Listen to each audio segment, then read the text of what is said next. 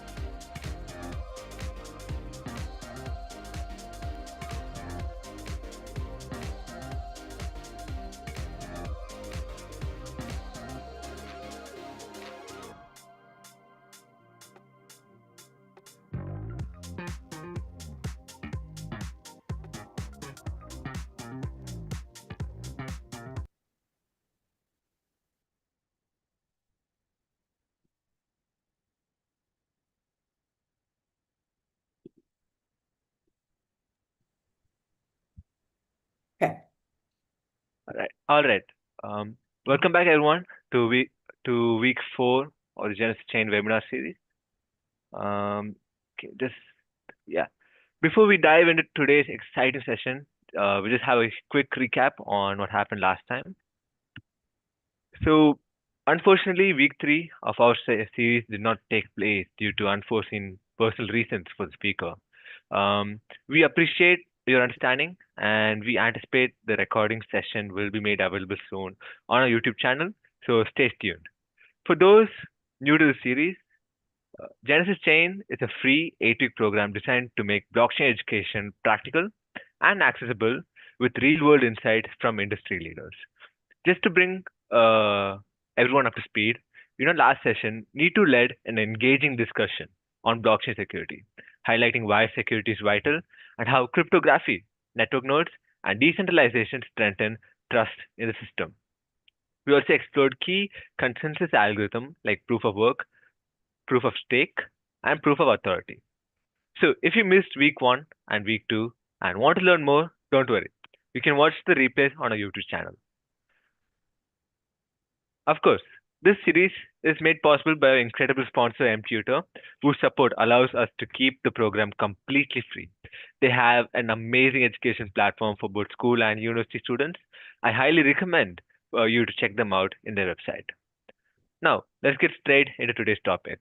Beyond the hype, real world application, real world blockchain applications. It is my honor to introduce our speaker, Dr. Beena Ramamurthy. Dr. Beena is a Fulbright scholar and professor of the University at Buffalo, SUNY, widely recognized for her leadership in blockchain education. She authored Blockchain in Action, a key resource for practical blockchain knowledge, and created the blockchain and DeFi specialization on Coursera, which has reached hundreds of thousands of learners globally. An academic pioneer, Dr. Ramamurthy shapes blockchain curricula worldwide and bridges empowering students and professionals with industry ready skills in blockchain and decentralized finance. With that, I'm excited to hand it over to Dr. Beena to take us through the session. The floor is yours, ma'am. Okay. Can you hear me? First thing is, can you hear me? Second thing is, can you see me? Okay. Ashwant? Ma'am, you're Okay. you're audible and you can be seen. Okay. Okay. I'm going to share my screen. Okay. Okay. Next thing is, let me just make sure that you're able to see me appropriately. So, can you see my full screen? Yes, ma'am. Okay. Good. Okay. The thing is that you shared the wrong screen, ma'am. Okay. I think the second time too. I think. Let me just go. Yeah, now it's Let me see. Stop share. I think. Is it all right now or no? Not yet. could you share the screen again, ma'am? Let me just see whether I'm able to share.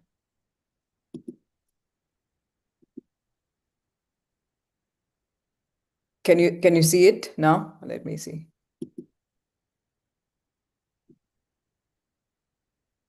Can you see it now? Yes, ma'am. It's visible now. Okay. Good? All good. Okay, good. All right. So, as Ashwant pointed out, my name is Beena Ramamurthy. Can you hear me? Okay. And I am in Vienna, Austria, which is about luckily for you, it's about 4.5 hours. Behind you, so I'm able to do it afternoon after lunch. And I'm here as a Fulbright professor. It's an award given to people who've done a lot of work in a certain area, and that area happens to be blockchain for me. And as you can see, I have it here, Fulbright Scholar. And I also have two books. One is the current book, 2025, Blockchain, Cryptocurrency, and DeFi. That's at a high level that anybody can read. I think many of you are high school children and children or kids or adults, and you can read that. Blockchain in Action came about 2020. As you can imagine, if it was published in 2020, it might have been I was writing it for a couple of years, or 2018. So I've been in the very early times of blockchain. I've been working on that, and also there are several other things that I've given here. You can read them through in the video. And most important thing is that I want you to connect with me through LinkedIn. That's the best way because my email keeps changing. Now I have an Austrian email, and then I have another email, and I have personal email and things like that. So instead of emails, I think LinkedIn is the best platform for us to connect if you want to connect with me. Okay. And I have here some of my okay, some of my work that I've done so far. And I'm going to highlight only one of them. One of them is a SUNY Chancellor's Award for all the 64 campuses of SUNY. It's given once a year, and I got it in 2019. And I also have two Coursera courses, one in DeFi and one in blockchain. And I have two books, and I've received several funding from various places. Okay. And I do have the references for my book in the reference section, so in case you want to look at it. Like I pointed out, I am a Fulbright Scholar Austria official record. This is the logo for it. And I'm living in Vienna right now. I'm coming from Vienna. As you can see that Zoom has enabled all of us to connect wherever you are. I don't know any of you. In fact, even Ashwant, I do not know him. I just before the meeting, I asked him who he is and things like that. He just communicated with me. My hope is that just like we can connect through the internet, just like we can do shopping through the internet, I hope that the payment systems will go as smoothly as we do the conversations and networking, social networking and other things. And that's my hope with presenting this talk.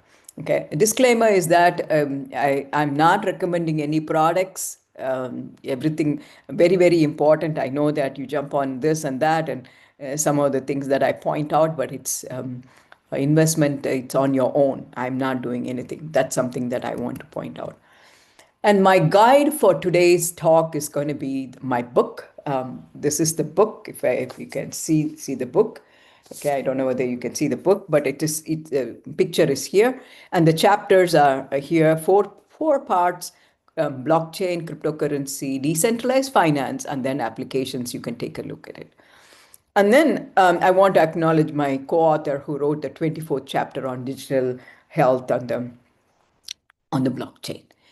And here is an overview how blockchain is transforming major industry. That's the talk that I'm going to give you. That's a talk that Ashwant gave me as a topic. So I'm going to stick with that. I'm not going to change anything because you missed one of the lectures, but I will keep it general enough so that it kind of bridges between previous talk and the next talk. First one is supply chain. I feel my opinion is that supply chain has to be disrupted. The same old ways of doing supply chain is not going to be applicable anymore, especially with AI and blockchain and other things. You young minds have to think about how supply chain can be completely changed. You don't want to computerize and automate certain things, but you want to do wholesale change in supply chain. That's something that I'm hoping that you can think about as your projects. The second thing is digital identity, and I think this is the quest for many, many people. In fact, I am from India. When I came from India, there was no Aadhaar card, there was no PAN, there's no card, no ID. So can you imagine a situation without an ID? And then now you have ID, citizen ID, and so I think that it could be also a global ID for the 8 billion people that we have, and that's a possibility with digital ID, and that's something that I want to talk about. And the digital ID that I am on the blockchain is self-sovereign. That means no country gives it to you, no government gives it to you, no UN gives it to you. It's all by you can generate it cryptographically, as Ashwant mentioned early in the talk. The cryptographical methods can be applied, and the digital identity, it can be generated by you. Okay. Gaming and metaverse, and again in gaming and metaverse, I'm not. It's a whole big area. I am talking about one important concept, that of tokenization. And so I think for each one of them, I focused on at different levels. For example, supply chain as a whole, digital identity at the identity level, gaming and metaverse at the tokenized level. So here is a picture of blockchain and decentralized applications that are running on the blockchain. I'm in a country, Austria, which prides itself of the train system. I've never ever seen any train system as efficient as this. It's fantastic, and I've not driven. I've not been in a train in the United States, believe it or not, a long distance train. And now, I'm using only train to go to my work, and in Vienna, wherever I want to go, traveling, touring, and everything. So blockchain is like that. Blockchain is like a train track or road. Bitcoin ran on it, and it's still running. Bitcoin's still running. It's a little bit low now, but it'll come back. And now many other different types of cryptocurrencies and decentralized applications can run on the blockchain. That's something that you must think about. You shouldn't be thinking about only cryptocurrencies. So there are so many trains, right? So when you look at your rail system, I know that Indian Railways also has a fantastic railway system. It's not just it's the same rail track, but then a goods train runs on it, express train runs on it, and then a slow train runs on it, and so on. So the applications are those different things. We must realize that real value in the decentralized application is the dApps, and something that you must understand. It's not about blockchain. In about 5 years from now, I'll be obsolete. Nobody will be talking about the blockchain. Do you talk to your pals about, oh, I am running email or messaging on the internet? You don't even mention the word internet now. The same way you won't be mentioning blockchain. Blockchain will become part of the fabric or part of the system, and it will kind of go into the system, and you will not even see its presence there. It's going to be there, but you will feel only its effect. Blockchain is meant for trusted peer-to-peer transaction. If I had, I showed it to the students I am teaching in Austria, peer-to-peer transactions. It's people and participant centered. it's not all about programming and application development. There's a role for every one of us to play. Okay, governance is in your hands. That means in on blockchain, participants from all over the world can participate. One of the things that they have to do in Web3 blockchain enabled web is that you have to vote on issues. When you vote on issues, those issues get passed. And if you don't vote on issues, some few people will scam the system and run away with it. So that's something you have to be careful about. Decentralized applications are for planetary applications. It's not for shopping cart application. It is not for few little things that you do every day. It is for big problems. Just like we are all connecting together. Probably this will, when it goes on YouTube, probably it's in America. People will connect through. Likewise, this is a big applications connecting a lot of people at the planetary level. So as you can see, I've shown all continents or all countries in these four globes that I have. Technology encompasses the technology that we have in blockchain encompasses all business domain, not just fintech and DeFi. It's like the internet, but with trust layer. It'll allow enterprise and people to transact across geographical borders. And blockchain is about 3Ds. If you want to remember, it's about decentralization. Decentralization is what is happening right now. Okay, I am a US citizen sitting in Vienna teaching to Indian citizens who are there in Chennai. Okay, and then it's going to be going on to somebody somewhere else. I don't even know where it is going to go. So that's what is about decentralization. Disintermediation is that I myself and Ashwant and all you people do not belong to the same organization. I don't even know what school you go to, right? And you don't even know what college I teach in here in Austria. So we are disintermediated by the some kind of internet work social projection system called Zoom, and that's what is kind of enabling this. Likewise, can it enable something more than just lectures? Can it enable payment systems? I know how painful payment systems are. Okay. And then it's a distributed ledger technology. Anytime you want to remember something, I have a whole lot of papers on my desk. These are all papers that make note of what I have to do right after this. It may be dinner time or night for you. For me, it's time to go for grocery shopping. So I have a list of grocery shopping on my DLT, it's distributed ledger technology, so that I can go do my shopping. Okay. And for simplicity, blockchain structurally is that it starts with transactions. Okay, lots of transactions between you and me and everybody, decentralized people. They're all collected in a block, and the whole lot of blocks combined together form the blockchain. It looks simple, but it is very complicated. There's a protocol governing all these things. So there's a consistent blockchain. It should be a consistent one. And you can see the chain link between the blocks is a hash of the previous block. So nobody can tamper with it. If they tamper, their own blockchain will be nullified.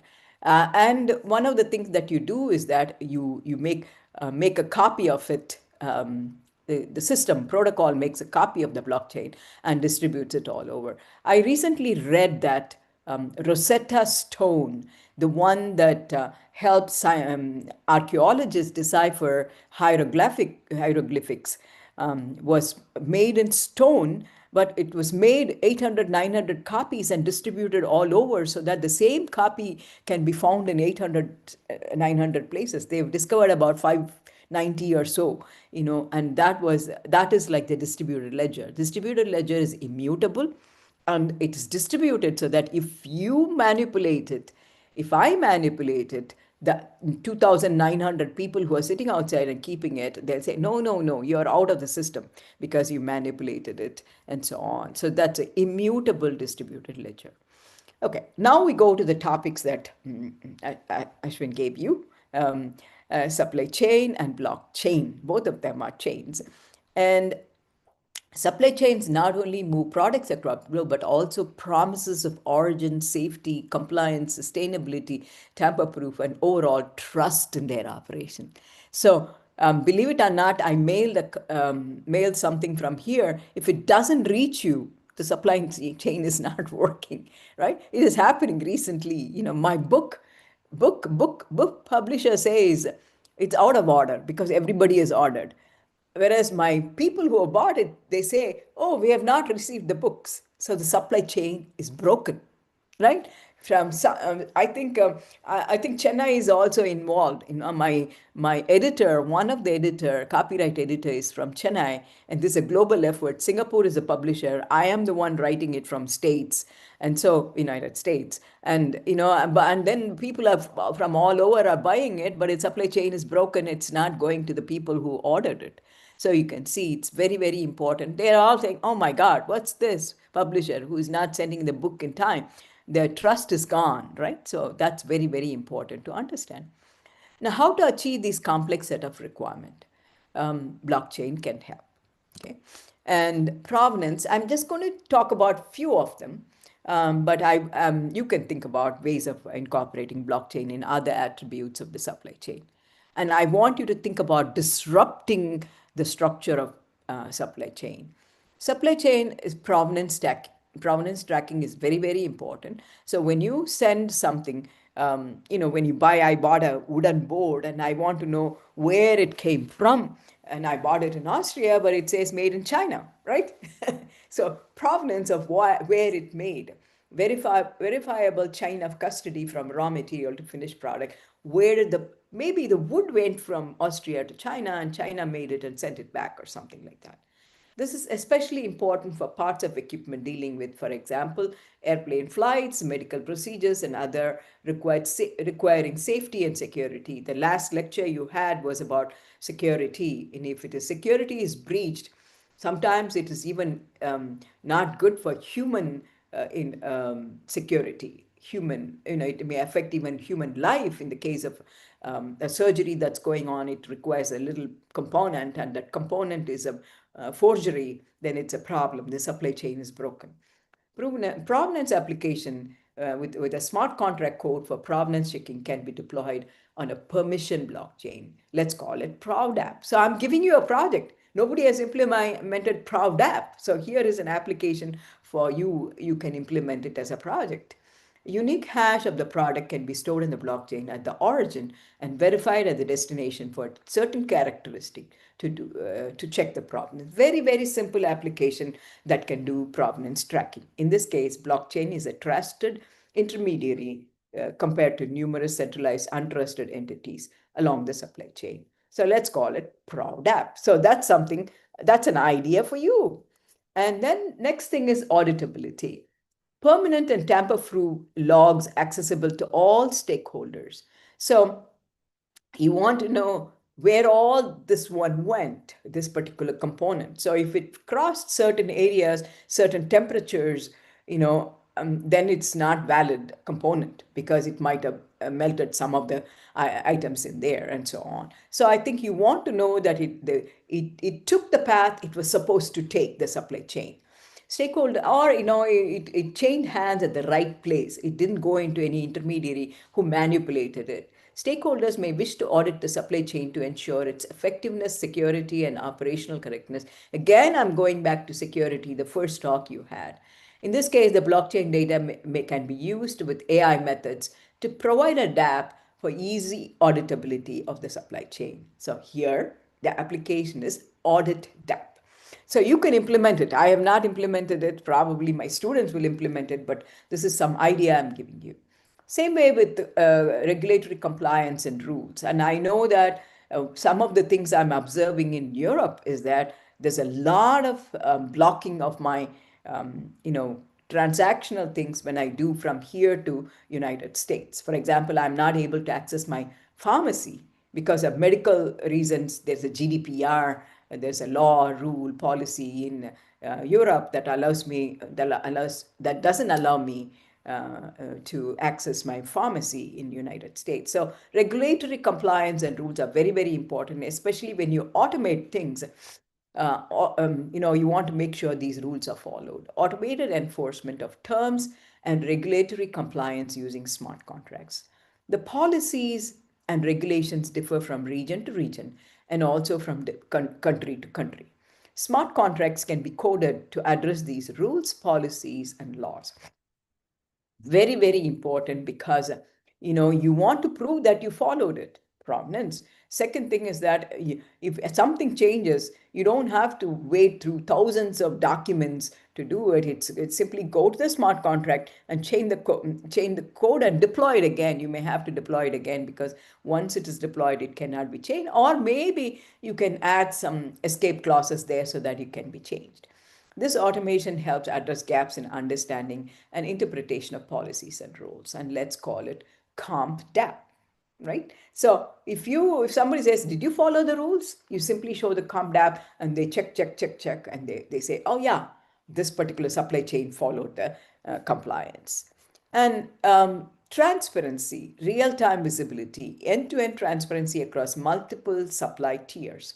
So it's possible that when you're making an automobile, the components are coming from somewhere, the assembly is done somewhere, and the painting is done somewhere else, and so on. So when you do that, you just want to have some transparency. For example, one of the cars that I ordered, my previous car, not the current one, I could order everything online, where which one I want, what color I want. And so I think, but then they're all not going to the same factory. It's going to several countries' factories, and I'm hoping that they'll all come together in somewhere, and then I'll get the right car.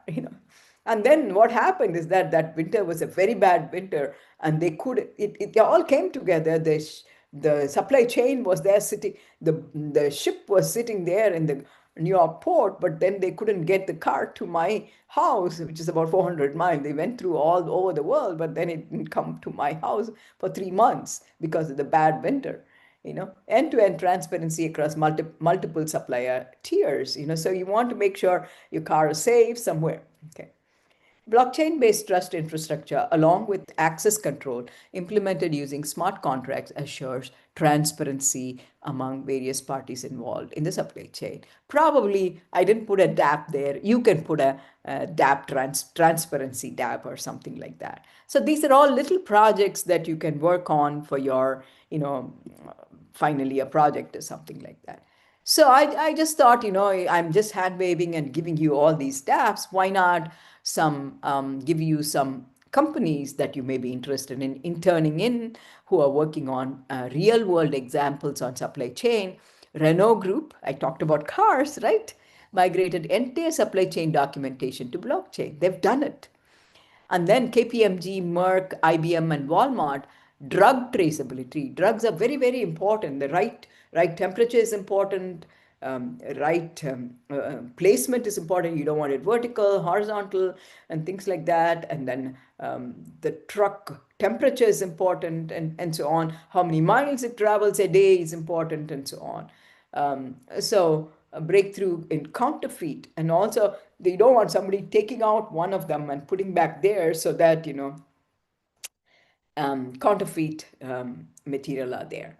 Home Depot is a very, very famous house construction material shop in the USA. A blockchain to enhance supplier visibility, reduce disputes, and shorten issue resolution timelines. In case you bought something and you didn't like it, and that issue was not solved when you returned it, and that it can be taken care of by blockchain by tracing how it has to be done.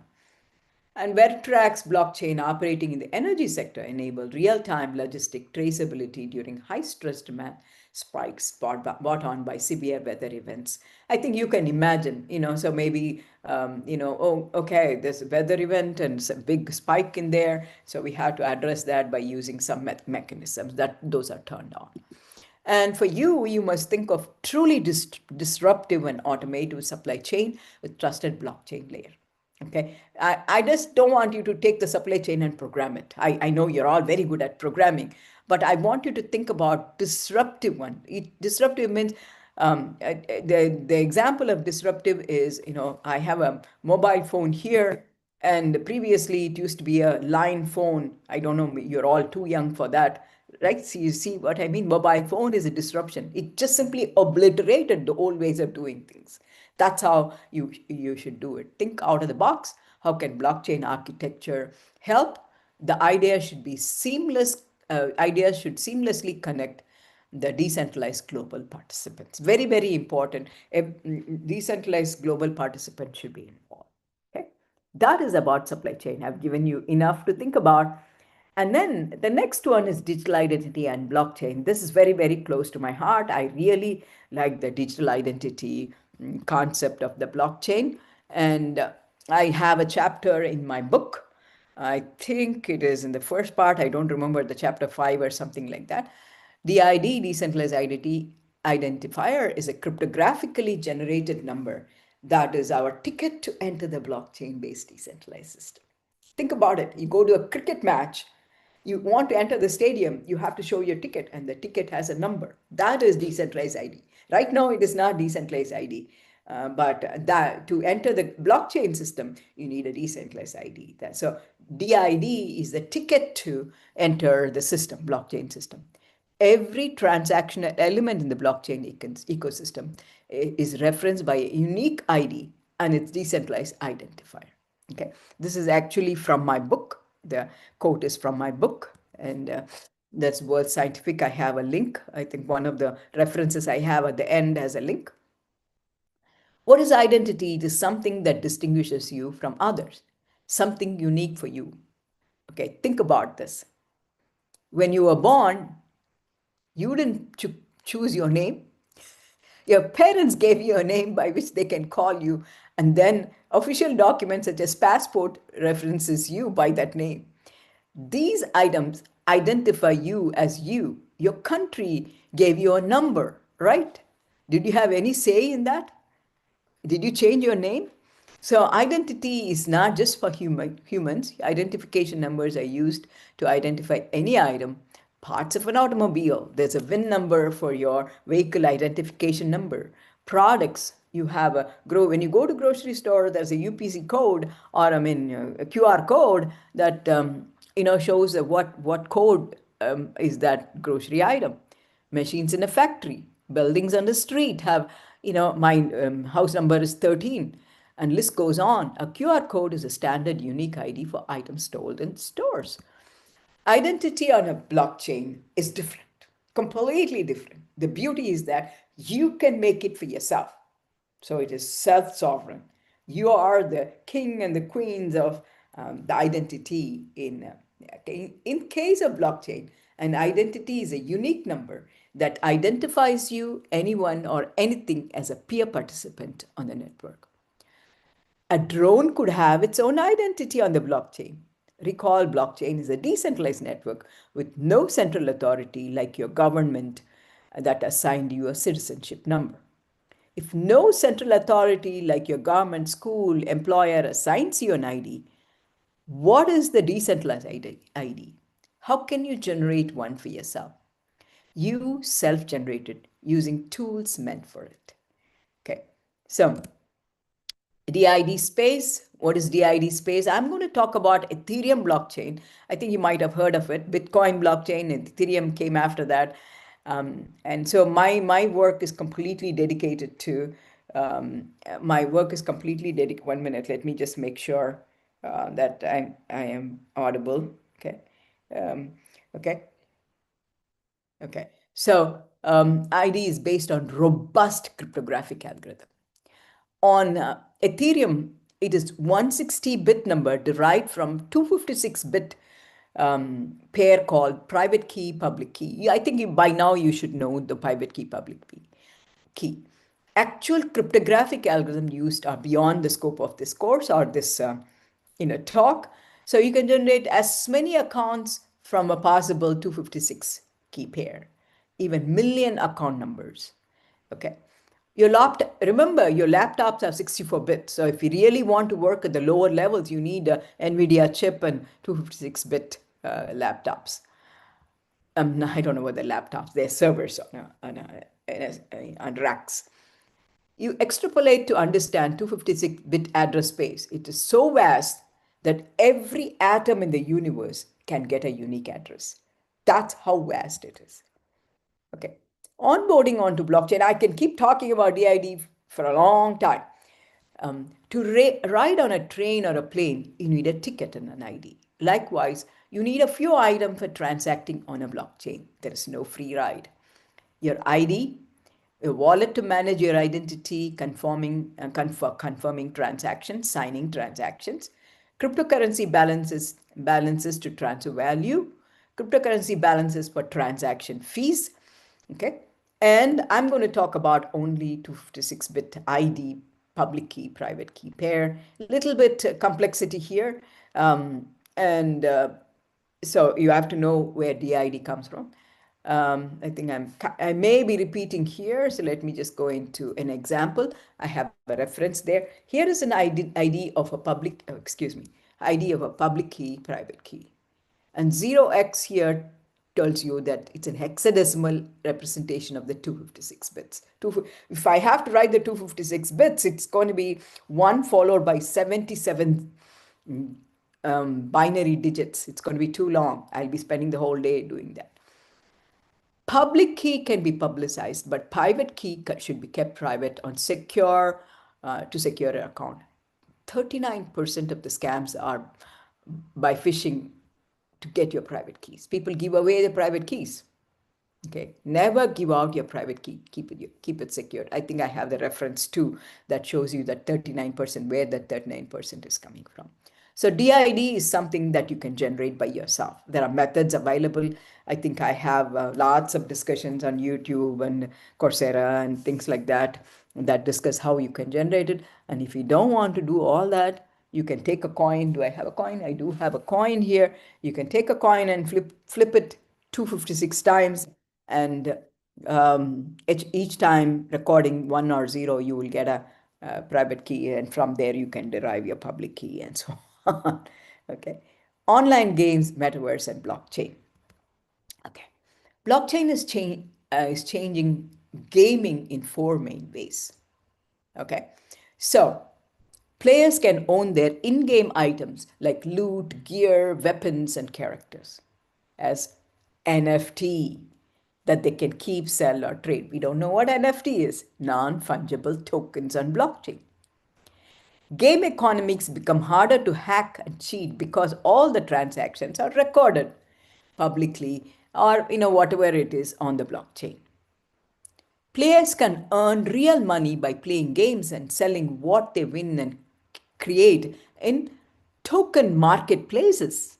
Okay, it's not just games. What do you do with the games? You get all these items. What are you going to do with the items? There are some cool items that you can take it to the marketplace, just like you grow fruits and vegetables. You grow items in the games and take it to a marketplace and sell it to people who want. And I'm not saying you have to walk. You can just switch to the game marketplace and sell it there for others who really desperately need. It's like sharing during a, hey, I need that very badly to cross this bridge. Can you get me that? And so you can give some money for that tokenized entity and get that item so that you can pass on to the next stage of your game. So it creates a lot more dynamic items in the characteristic in your gaming. Players can earn real money by selling what they bridge the cryptocurrency world. Futuristic. Virtual worlds can connect, letting players move their items and characters between different games.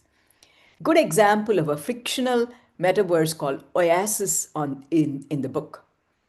Okay, Ready Player One. Okay, this is a fantastic book that I have back home in my room. I have a set of books I love. One of the books there, I read the book, and then from the library I bought the book and I put it there. Ready Player One, 2011. Yes, 2011, well before blockchain, well before any of these things came, and later made into a movie by Steven Spielberg of all the people. But it didn't go very well, but I want you to look at the book. Book is fantastic. You'll get some nice ideas for gaming. So I have another reference 5, probably it's my book. Tokenization and different types of token play a central role in game economies, as you see. Tokenization is a disruptive, decentralized application on blockchain. Token is an application. It's not a native coin. So what is a token? What is fungible token? What is a non-fungible token? Okay, let's start with coins. Cryptocurrency is the native coins of blockchain-based system, right? Bitcoin comes, Ethereum comes, and cryptocurrencies such as Bitcoin and Ethereum are independent of goods and services you can buy with them. In other words, they are business agnostics. They don't care whether you buy coffee in a Starbucks or a fish in a fish market in Japan. I think this was from one of the podcasts I got that. Their scope transcends geographic and national and political boundaries. There are no rules and regulations associated with these coins that apply to any specific domain, such as Environmental Protection Agency or stock markets. Okay, coins are good. It's like money that you can use anywhere. Coins, I'm talking about crypto coins, you can use anywhere in the world, but it is not kind of paying attention to the business. A token is a representation for something tangible or intangible, real or virtual, while coins represent pure value like regular fiat currency. Tokens represent value for specific purpose and scope. Okay, tokens are associated with specific domain. Technologically, tokens represent significant use case for the smart contract layer of the blockchain. I didn't even introduce smart contract. Here is this is a picture from my LinkedIn post. Hardware, operating system. This is the protocol. I think you know by now. Smart contract, decentralized application layer, and the tokens come from smart contract layer. Native coins come from the protocol layer. Okay, this is something I was talking to U.S. Congress through LinkedIn. You know, pay attention. This is like a commodity, that is like a security. You're too young to know what these are. They're talking about the tax laws based on what these tokens and coins are. It shows the technology layers, the one that I showed you just now. Coins and are generated at the protocol layer. Tokens are simply dApps. Native coins are like corn, tokens are like cornbread. I think you are not familiar with that much with corn, but corn is very, very popular in America, and cornbread is also very, very popular, very, very tasty treat. So tokens are like cornbread processed. Okay, it's for a specific domain. You can eat it for breakfast. Coins are corn. It can be used for many things. Tokenization helps in establishing an efficient market by bringing together like-minded people. If you say, I have token for gold articles, only people who are interested in gold articles will come.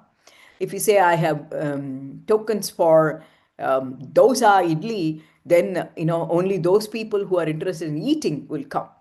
Tokenization is about representing an asset with digital equivalent so they can be owned, transferred, traded, exchanged, executed, regulated, and managed like a fiat currency or cryptocurrency. Very, very, very important tokens are.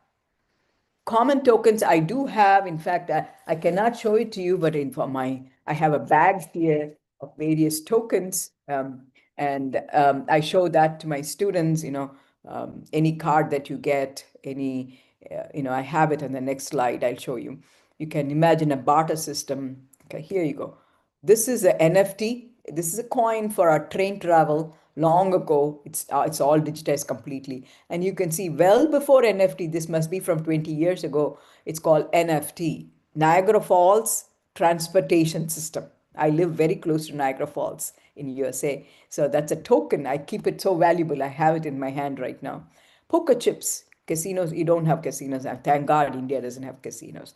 And these are Pokemon cards. And this is a card for travel in DC. And I'm going to give this talk, not about this, but about tokens. Is one of the many talks I'm giving, and I put a Vienna travel card in there. Do you see what I mean? That you can use for train travel, tram travel, bus travel, and also for shows and everything.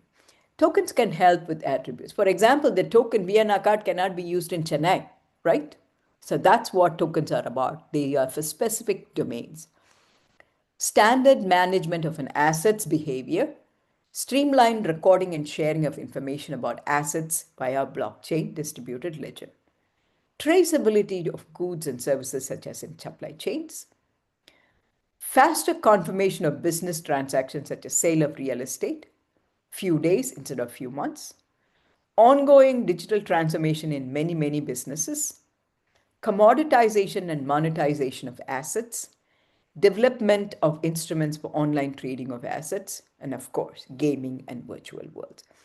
I am, in fact, to my students, the next course session I have, I'm going to show them a real world asset, RWA. That's a fantastic use case for tokens as a demo. I have a demo for that. Okay. And then we talked about fungible token and non-fungible token. I don't have a picture. I think I'm repeating that, I think. Um, oh, okay. I can talk. Types of token, fungible token and non-fungible token. It'll help you if you understand these two types of token. Fungible token is like one token can be exchanged for another token. So if I have a basket of fungible token and I show you the basket, you pick one. Let's say it's all currencies of $10, $10, $20, $20. I don't know, $20. And you pick a $20 and then next person picks another 20. These two $20 are exactly the same value. That's what fungible tokens are. Okay. Non-fund, if you have that's what I'm explaining. And also it's very, very useful for, payment system. If you give one fungible token, you get a drink for zero point 0.5 fungible token. They can give you 0.5 fungible token. Fractionalization. Fungible token example, I'm giving you mana. If you know that land parcels and this thing, Gods Unchained is an example of FT and NFT and so on. I've given you the references. Non-fungible token is something that is one token is different from another token. They're absolutely not the same. Example is the one I give in United States, probably in US, Europe is the pets. They're crazy pet worlds. These people are so fancy about pets. So one pet is never, ever, ever, ever equivalent to another pet. They are NFT. Okay. Moreover, physically transferring a piece of art from as a no partial. If you want a pet and you want to share it, let's take the art piece. So I have a fantastic art piece and I have to share it between two people, and I don't tear the art piece and share it. That'd be crazy, right? I'll be wasting the wonderful, valuable art piece. Okay. So, and then I'm giving you an example. Gods Unchained game allows players to craft new NFT cards and purchase cards back from official marketplace and so on. So think about it and maybe you could take a look at it. Okay. What can you, again, properties in gaming, what does it represent? What can you do with it? Is it pegged to fiat currency? Is it an investment or utility? Fungible or non-fungible? It's limited in number. Bitcoin is limited in number, 21 million. Go buy it. It's in 19 million, I think. Only 2 million are left outside for mining. So it's a coin. It's not a token, by the way. That's a limited number. Okay. How is it governed? Centralized or decentralized? In other words, who decide the policies of the tokens? Okay. And then key takeaways. I'm just going to finish off. I think I was given 50 minutes, so I prepared for 50 minutes. So I want you to think about, let me conclude by saying that these are the takeaways. Blockchain has evolved from experimental technology to operational necessity across industries. Even today, I heard that HSBC, the bank, is clearing, not at the retail level, but at the business level, stable coins are getting used to clear, payments and things like that. Real-world implementations by major corporations validate blockchain's practical benefits. Convergence of blockchain with AI, very, very important. AI can be deciding what you should do with the blockchain. And also we are doing it right now, analyze the data on the blockchain. What better data than the trusted data that the blockchain has to analyze the data using trusted data for AI? IoT, Internet of Things, VR, AR creates new paradigms for business and entertainment. Regulatory frameworks are evolving to support blockchain adoption while ensuring compliance. And right now, I'm reading a 73-page document about policies and regulation. If you ask me, what are you doing? So I think the next thing is lots of policies and regulations are coming to, so that, everybody can get in assured of the protection the law provides for them, if they do cryptocurrency transactions. Tokenization is impactful outcome of blockchain and Web3. So those are the key takeaways for you. I would say, disrupt the supply chain. I gave you a whole lot of application that you can design. DID, read about the DID, get yourself a DID. Okay, I have one. I have put it in my first slide. I have also have the what to say, NFT corresponding to that, Bina.eth on Ethereum. So I was very, very, very, very early buyer of it. So I think I paid $500 for it. So I think I am a owner of an NFT, one and more. Okay. And then tokenization is games are also very, very good. Games are absolutely beautiful platform for adopting and adapting blockchain concepts. Okay. Did we talk about, yeah, tokens? Yeah, token. Okay, all three of them. So think about it, and there are so much opportunities for you. And then let me just go into references. Whatever I've done, I have the 39%. I think I might have switched it a little bit. Anyway, you can correlate them. Supply chains. Yes. Supply chains. And my second one is my book. I was hesitating what these references are. Okay. One is supply chain, and then the second one is my book on DeFi concepts and application. That is at your level. That means anybody in the early high school level can pick it up and read, or anybody who wants to get into the field can read. Okay, I've got lots of pictures. Okay, and then I have metaverse, NFTs, and blockchain gaming. I have a reference for that. And then Decentraland, you know the games. You are all experts. I'm not. Okay. And then finally, I have a blockchain in action book that has got how to write a dApp, right? Lots of code. So if you're interested in implementing those dApps, and the number 5 is the book that you want to read. Okay. So at this point, I have about 7 minutes. I thought I will give you some time. If you have any questions, you can ask me any questions about my stay here and what I'm doing here, to what I would suggest for you to get started, or anything about whatever I presented technically also. I think I should be able to answer. So I think I do stop sharing, and then I can go into live, or I don't know how it works. So let me just do that. Okay, I'm here. So if you have any questions, you can ask me, or if it is allowed, or I can just um, Thank you, ma'am, for the amazing session. yeah. I think we will leave the floor open for any questions that are directed to ma'am.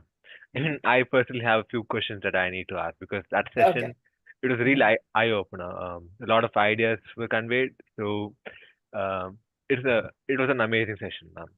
Mhm. Thank you. Mhm. So before I get on to my questions, do any of you have any questions that you want to direct to ma'am?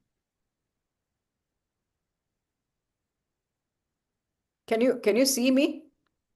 Yeah, you can. You're there, ma'am. Mhm. Okay, seeing that there's no questions, I just have one question to ask you, ma'am. Yeah. So in your session, you mentioned about you conveyed a lot of ideas about creating D apps and for integrating them in chains and solving the issues of supply chains, right? But then, what are the ways, like what are the coding languages, what are the methods for creating those D apps? That's what is that is something that I was curious of. Okay. So I do. The first thing is, first reference for that is the Blockchain in Action book. Okay. I Okay. have about 5 or 6 beautiful dApps fully developed. And I do have, since it was developed in 2020, I do have a updated code base in GitHub. I can share it with you. The whole code is available. Okay. The platform is going to be, the language is going to be Solidity. Okay. The blockchain is going to be Ethereum. That's what I used throughout. And then second thing is you're going to develop smart contracts and using Solidity language. Number three, the Solidity language smart contract is going to be exported to the user level, Web 2 level, using Node.js, okay, JavaScript or Okay. TypeScript, whatever you want to do, write the Node.js code. And then the front end is going to be connected to your wallet. For wallet, I use MetaMask. Wallet is the one that's going to transact and connect your blockchain. That's going to be the portal to entry of into your application to the blockchain. So number one is Solidity is a language. Blockchain is Ethereum. I'm sorry, let me start off with blockchain is Ethereum. Smart contract level is Solidity. Web server level is Node.js, and then front end is regular HTML, whatever you have, and then on top of it is your wallet, which I use MetaMask. The reason why I like all these things is that these are all things I've been using for past nearly a decade, 10 years, and they're still good. Good. The same thing. I stuck with them. In fact, to the extent that there are very, very early times I've used um, something that is a previous incarnation of Ethereum. I don't even want to mention the name. People may not even know it. But from 2016, it's all been Ethereum, and they fantastic support, fantastic, material available online. Yeah. Got it. Yeah, Mm. thank you for answering the question, ma'am. Mm. So I think that's it for me. That was the main question that I had. Mhm. Um, But yeah, so for those who joined today, be sure to join us next Saturday for week 5, where we will dive deep into Web3 and the decentralized future, where we will be understanding concepts of Web3 and an introduction to decentralized apps like ma'am gave today. We'll be going more in depth on how to create them using Solidity and other languages that are out there. And lastly, make sure to give your feedback of the session in the Google form that will be shared to you once the session ends. And once again, a final thank you to Thank you Dr. very Veena much. Yeah, I Ramamurthy. enjoyed the session, Ashwant. Very nice for taking this effort. Well, Okay. it could not have been done without you, ma'am. Bye. Bye. Bye. Thank you, everybody. See you Bye. next week. Bye. Thank you, ma'am.